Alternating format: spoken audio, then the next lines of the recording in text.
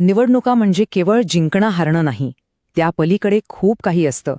त्या म्हणजे लोकांच्या आशा, त्यांच्या आकांक्षा, त्यांच्या गरजा दाखवणारा एक आरसा.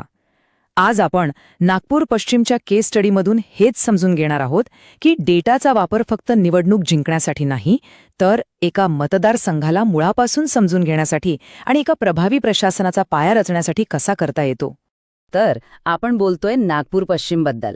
महाराष्ट्राच्या राजकारणातलं एक महत्वाचं आणि तितकंच गुंतागुंतीचं असं हे केंद्र. म्हणजे बघा, एका बाजूला सिव्हिल लाईन्ससारखा उच्चभ्रू भाग आहे आणि दुसऱ्या बाजूला नोकरीच्या शोधात असलेली स्वप्न पाहणारी तरुण पिढी आहे. हीच विविधता या मतदारसंघाला राजकीयदृष्ट्या खूप संवेदनशील बनवते. इथं प्रत्येक मताला किंमत आहे. आणि ही आहे या सगळ्या विश्लेषणाच्या केंद्रस्थानी असलेली संख्या 2.65%. फक्त इतकाच, म्हणजे अवघ्या 5,824 मतांचा फरक. 2024च्या निवडणुकीत याच किरकोळ फरकाने जयपराजय ठरला. आता इतक्या कमी फरकाने मिळालेला विजय हा फक्त एक इशारा नाही, तर येणाऱ्या आव्हानांची एक स्पष्ट जाणीव आहे. तर मग आपण हे सगळं 6 टप्प्यांमध्ये समजून घेणार आहोत.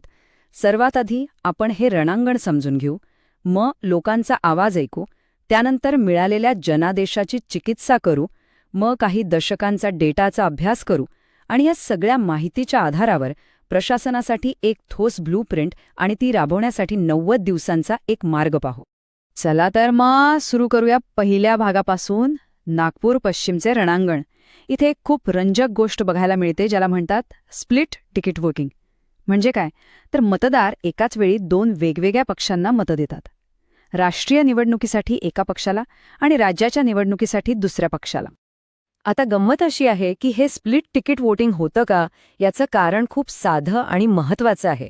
इथले मतदार राष्ट्रीय मुद्द्यांपेक्षा आपल्या रोजच्या जगण्याशी जोडलेल्या स्थानिक गरजांना जास्त महत्त्व देतात.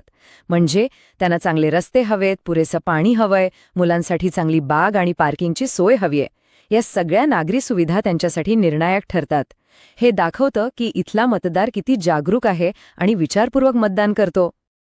ठीक आहे, मग आता काय होतंय हे आपण पाहिलं. आता का होतंय याकडे वळूया. मतदारांच्या मनात नक्की चाललंय तरी काय? कोणत्या समस्येंमुळे ते आपला विचार बदलायला तयार होत आहेत?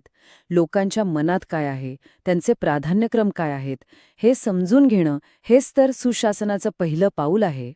चला, एका महत्त्वाच्या प्रश्नावर लक्ष देऊया. एक खूप मोठा मतदार वर्ग आहे, तरुण आणि कष्टकरी.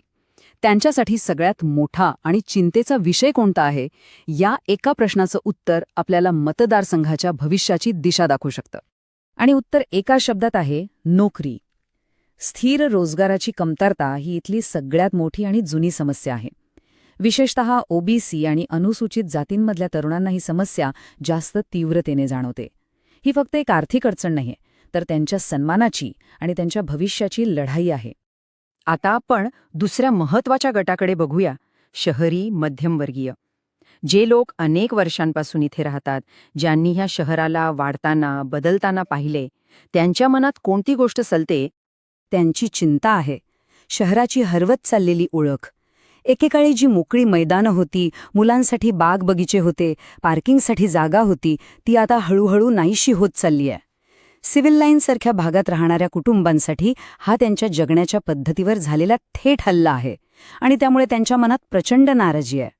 आतापर्यंत आपण जे जमिनीवर ऐकलं, त्याला आता आकड्यांच्या भाषेत बघूया.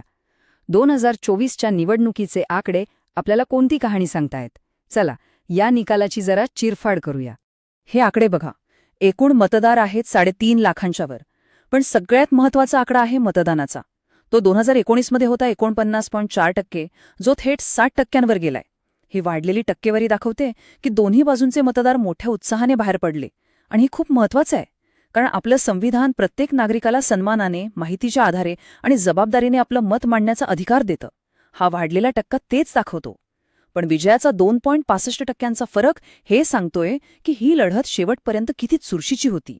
या मतदारसंघाची सामाजिक वीण खूपच वैविध्यपूर्ण आहे. इथे पारंपरिक उच्च जातीय मतदारांसोबतच ओबीसी आणि अनुसूचित जातीच्या मतदारांची संख्याही निर्णायक आहे. आणि आता ओबीसी आणि अनुसूचित जातींमधली वाढती राजकीय जागरूकता पारंपरिक समीकरणांना मोठं आव्हान देत आहे. तर यामागचा खरा मुद्दा हा आहे. हा निकाल कोणत्या एका नेत्याच्या लोकप्रियतेमुळे आलेला नाही किंवा कोणाच्या अलोकप्रियतेमुळेही नाही. हा अनेक गोष्टींचा एकत्रित परिणाम आहे, जसं की स्थानिक पातळीवरची सत्ताविरोधी भावना, मतदानाची टक्केवारी आणि बदलणारी सामाजिक समीकरणं. राजकारणाला व्यक्तींच्या पलीकडे जाऊन एक व्यवस्था म्हणून पाहण्याची गरज आहे. चला आता वर्तमानातून थोडं भूतकाळात जाऊया. गेल्या काही दशकांमधले निवडणूक निकाल काय सांगतात ते पाहूया. हा ऐतिहासिक डेटा आपल्याला आजच्या राजकीय परिस्थितीची मुळं कुठे आहेत हे दाखवेल.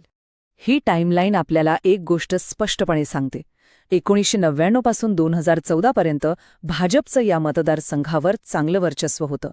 2014 मध्ये तर त्यांची मतं जवळपास 50% पोचली. पण त्यानंतर त्यांच्या मतांना उतरती कळा लागली आणि त्याचवेळी 2019 मध्ये काँग्रेसने एक मोठी झेप घेतली आणि तोच प्रवाह 2024 मध्येही कायम ठेवला. हा चार्ट बघा. 2019 मध्ये मतदानात झालेली मोठी घसरण फक्त 49.4%. याचा थेट फटका तेव्हाच्या सत्ताधारी भाजपला बसला. 2024 मध्ये मतदानाचा टक्का पुन्हा 60 वर पोचला. याने हे दाखवलं की दोन्ही बाजूंच्या मतदारांमध्ये उत्साह होता आणि लढत खूपच अटीतटीची होणार होती. तर मग आजची परिस्थिती काय आहे, ताकद काय आणि आव्हानं काय? एका बाजूला सत्ताधारी आमदाराला सत्तेत असण्याचा म्हणजे इन्कम्बन्सीचा फायदा आहे. सोबत महाविकास आघाडीचा एकजूट ब्रँड आहे आणि लोकांच्या तक्रारींवर आधारलेलं एक मजबूत कथानक आहे. पण दुसऱ्या बाजूला संघटनेतल्या त्रुटी, पक्षांतर्गत गटबाजी आणि भाजपच्या शक्तिशाली केंद्रीय नेतृत्वाचं मोठं आव्हान आहे. बरं, इतका वेळ आपण विश्लेषण केलं, समस्येची सगळी मुळं शोधली. आता उपायांबद्दल बोलूया. फक्त निवडणूक जिंकण्यापुरता विचार नाही, तर एक दीर्घकाळ टिकणारा जनादेश कसा तयार करता येईल यासाठी एक स्पष्ट आणि कृतिशील रणनीती मांडत आहोत. या धोरणात्मक आराखड्याला आम्ही म्हणतोय चतुर्मुख सिद्धांत. हा एक चौफेर विचार आहे, जो फक्त प्रचारापुरता मर्यादित नाही, तर प्रशासन आणि लोकांच्या समस्या सोडवण्यासाठी 4 महत्वाच्या स्तंभांवर लक्ष केंद्रित करतो. हे आहेत ते 4 मुख्य स्तंभ. पहिला, निवडणूक म्हणजे प्रत्येक बूथवरचं सूक्ष्म नियोजन आणि मतदारांपर्यंत पोहोचणं. आणि इथे मतदारांची माहिती हाताळताना त्यांच्या गोपनीयतेचा आणि संमतीचा आदर करणं अत्यंत गरजेचं आहे, जसं आपल्या देशाच्या DPDP कायद्यात नमूद आहे. दुसरा, संघटनात्मक म्हणजे कार्यकर्त्यांना सक्षम करणं. तिसरं, कथानक, विकास विरुद्ध दुर्लक्ष हा मुद्दा प्रभावीपणे लोकांपर्यंत पोहोचवणं. आणि चौथा, संसाधन म्हणजे उपलब्ध साधनांचा योग्य आणि प्रभावी वापर करणं. फक्त एक चांगली रणनीती बनवून भागत नाही, ती जमिनीवर उतरवावी लागते. तिची योग्य अंमलबजावणी होणं जास्त महत्वाचं आहे. म्हणूनच या ब्लूप्रिंटला प्रत्यक्षात आणण्यासाठी एक 90 दिवसांचा टप्प्याटप्प्याने आराखडा तयार केला आहे. ही आहे 90 दिवसांची एक शिस्तबद्ध योजना. पहिल्या महिन्यात पायाभरणी करायची आणि लोकांच्या समस्या शांतपणे ऐकून घ्यायच्या.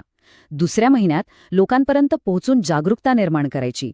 तिसऱ्या टप्प्यात प्रचाराला गती द्यायची आणि मतदारसंघासाठी एक स्पष्ट विजन सादर करायचं. आणि शेवटच्या 2 आठवड्यात मतांचं एकत्रीकरण करून मतदारांना मतदानासाठी बाहेर काढायचं. ही एक संपूर्ण प्रक्रिया आहे. तर या सगळ्या विश्लेषणाचा अर्थ काय? एकच, राजकारणात कोणताही गड अभेद्य नसतो. शहरी मतदार आता पूर्वीपेक्षा जास्त जागरूक झाला आहे.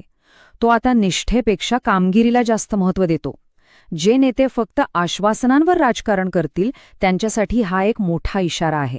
आणि जे नेते लोकांच्या समस्या सोडवण्यासाठी खरं काम करण्यासाठी तयार आहेत त्यांच्यासाठी ही एक मोठी संधी आहे.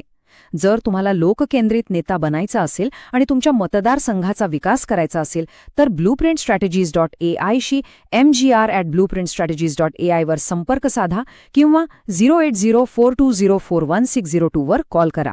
राजकारणापलीकडचा उद्देश.